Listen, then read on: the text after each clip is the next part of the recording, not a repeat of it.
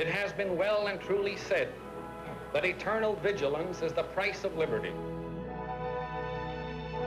In 1941, Harry was called before a Senate subcommittee to testify about using motion pictures as propaganda and charged with creating hysteria by inciting Americans to go to war. In defense of Warner Brothers films, he responded, "The only crime we are guilty of is accurately portraying reality."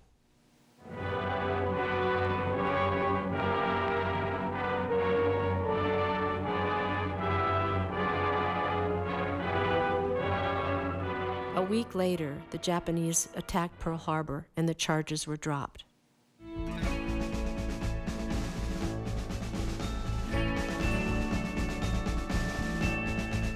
The brothers dedicated all the studio resources to the war effort and made training films for soldiers. It's been a wonderful evening, and I'd like to stay some more.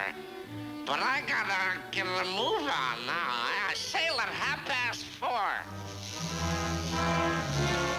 Hey, the troop ship bound for Africa pulls out at 4:30. Good evening, Hollywood Canteen. The brothers recruited Hollywood's biggest stars to support the troops and to raise millions of dollars in war bonds. The only way you can see the canteen is to join the Army, the Navy, the Marines.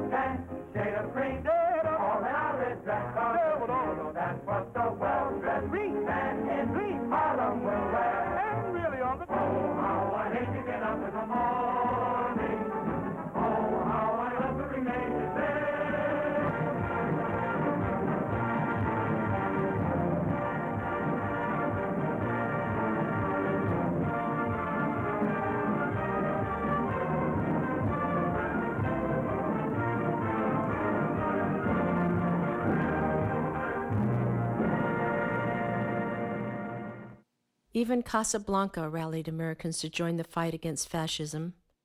All right, Major, you asked for it.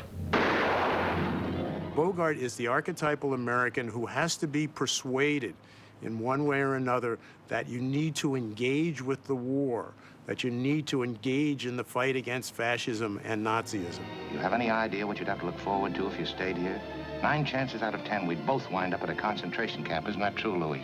I'm afraid, Major Strasser would insist.